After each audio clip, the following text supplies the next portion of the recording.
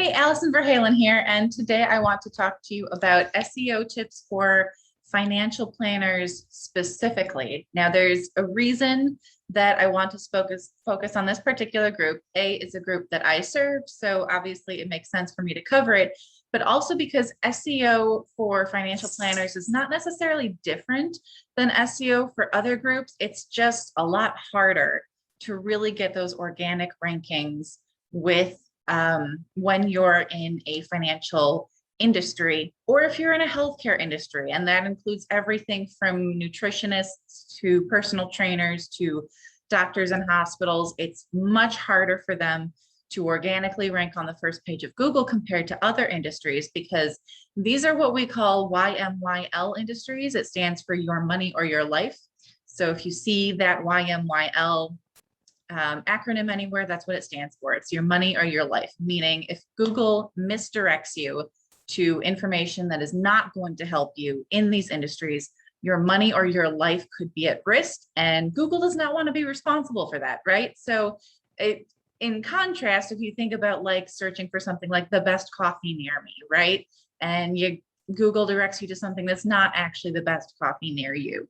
The worst that can happen is that your coffee is subpar. Maybe it's not as good as you expected. Maybe it is good as you expected, but it could have been even better if you had actually known about that other cafe that actually sells the best coffee in town, right? Stakes, not super high. By contrast, if you think about searching for the best diet for someone who's on diabetes, best case scenario, when you get the right information, you can keep your blood sugar under control. You can maybe even lower your insulin, all good things. Go to the wrong information and it could be disastrous for your health and potentially even fatal. Google does not want to be responsible for that. And similarly, if you get misinformation through Google about finances, let's say you want to know about investing in a certain company or how stocks work, if you get to the right information, great, that could really benefit your finances. If you get to the wrong information, again, that could be disastrous. You could potentially lose your life savings, right? And again, Google does not want to be responsible for that. So it makes sense that Google is a little more wary of vetting, making sure they really thoroughly vet everyone who's in those industries before they get them to rank before they will let them show up on that first page of Google, because Google does not want to be responsible for that. So I talk on here a lot about the latest Google algorithm updates, those big core updates we saw. We just had a new one with the page experience, right? We always see volatility with those. People search and the traffic goes up and down and their rankings go up and down every time there's a core update. Google says that should not happen, but it keeps happening. So well, take what Google says with a grain of salt, right? They say it should not happen, but we see this over and over again, where people tracking their traffic to their website see dips and peaks and all kinds of craziness, especially if they're in a YMYL industry, right? If it's your money or your life, those tend to experience even more volatility as Google tries to get better and better at identifying what's really high quality content, who really has that authoritative expert content that's really trustworthy. That's all they're trying to do with these updates, right? But again, they're going to try extra hard with those YMYL industries. So that's why you might see some extra volatility. So if you are in one of those industries and you're tracking your traffic, maybe you've seen some volatility lately. I know I was just checking my traffic and I saw some volatility. I was like, oh yeah, there's the update going. So we are going to go over some strategies you can use to improve your SERP, search engine ranking position, even if you're in a financial planning industry, or a healthcare industry. These tips are good for everyone, but again, they're particularly important for those in the YMYL industries to really make sure you're following up on these strategies, because it's going to be even harder for you to rank on that first page of Google. So you really cannot slack off. So number one, show your credentials. If you got your degree at a certain college, mention that, link to the college if you can. You don't have to put a link to the college, but just by mentioning it, Google will know that that's what you're talking about. So again, showing your credentials, showing that you really did the work. If you have a certificate from any prestigious organization, anything that people really care about. As an example, for me with SEO, there is no degree in SEO. There are various institutions that provide SEO certificates. So that's an example of something that you could show that Google will keep track of. Google will see you as an authority in your industry, as an expert, but also real people looking at your website, they're going to do that too, especially with these YMYL industries. People like Google also tend to be a little more wary. They want to make sure you really know what you're talking about before they're going to take that next step in the buyer journey. And a great way to convince them that you do know what you're talking about is showing your credentials. So certificates, awards, degrees, all of those, show them when you can. I do recommend providing links when you can, just because that gives an extra little boost to their SEO, to your SEO. Google likes that. But again, it's not necessary. Next, you're going to implement a blogging strategy. I talk about this all the time as a great way for everyone to improve your SERPs. You can't just publish the occasional blog post about whatever you feel like writing about that day and hope that that will improve your rankings, because that's not going to cut it. You have to have a consistent strategy. You have to do your keyword research, make sure that the topics you're writing about are search terms that your audience is actually looking for answers on. They're asking these questions. You can answer the questions for them with this great content that you're providing on your blog. You also want to make sure those topics have not already been covered to death by your competition, because if they have, it's going to be even harder for you to show up on that first page of Google. Remember, you're always competing with these other websites, and the more people see the value of blogging, the more people are investing in it as a content marketing strategy. So always keep that in mind. When you're creating your blog, it needs to have a strategy. Also, those long, in-depth blog posts are really great for your SEO. And again, the real people who find your website. I know a lot of people say that, like, I never read blog posts that are super long, so why would anyone else? The data shows that most people do interact. The longer a piece of content is, the more time people tend to spend interacting with it. And the more likely they are to visit that website, the more your SERPs improve, because Google likes that really long content, right? Google likes to see that you're answering all the questions associated with that particular topic. So, and again, it's a great way to get a bunch of keywords in there without keyword stuffing. So it's just a win-win all around. So when you can, produce that high quality content. If you're writing your own blog post, I know it's hard to find the time. Believe me, I know the struggles of trying to find time to create this content for your blog on a regular basis when you have all these other things going on, right? Especially if you're trying to write 2,000, even 3,000 words long. Do what you can. Obviously, I always recommend, like, once a week is great. If you can only do 2 to 3 times a week, that's great.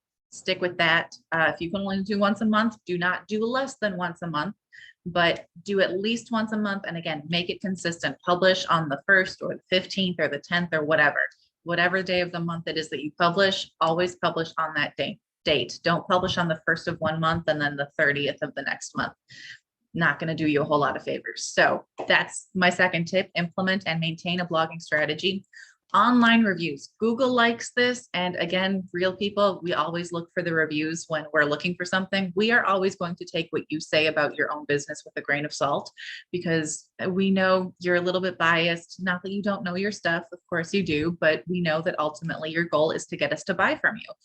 So we take it with a grain of salt. But if you can show us a glowing testimonial from someone just like us who bought your product or service and loved it and saw that you solved this problem for them, and it was great, and now they are living happily ever after without having to worry about this problem anymore, that is awesome. That is going to be so much more effective in convincing them to buy from you. So always get those online reviews whenever you can.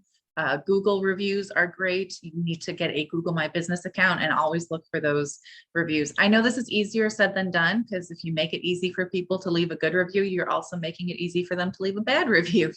And people are more motivated to leave a review after they've had a negative experience compared to if they've had a good experience, which is hard. I know it's not fair, but that's the world we live in. Just really focus on asking for reviews from those customers that you know are really happy. Just sending them a quick, hey, can you send me a review? Give them the link to your reviews on Google My Business. Make it really easy for them to do that. They're going to be much more likely to do it. They won't necessarily do it on their own. So you do have to prompt them. It's a great way to make use of those online reviews. Next up, finally, generate high quality backlinks. So I've talked about this before, the fact that Google, part of determining whether or not you're an authority in your industry, whether or not you're trustworthy, is whether or not other people in your industry or related industries are linking back to your website. Because if they are doing that, that shows that they trust your content. It shows that they trust you and your expertise, right? So that's going to tip off Google that you are an expert in your industry. You do know what you're talking about. You are an authority and a thought leader. So get those backlinks whenever you can. Do not buy backlinks. That is not a good strategy. And if Google catches on to the fact that you're buying backlinks, it could actually hurt your SEO, because let's face it, Google always catches on to these things. So don't ever, ever, ever do that. You can also get low quality backlinks that way. Remember that Google assumes that like hangs out with like. So if you have low quality sites that Google does not like and they are linking back to yours, that can actually hurt your SEO.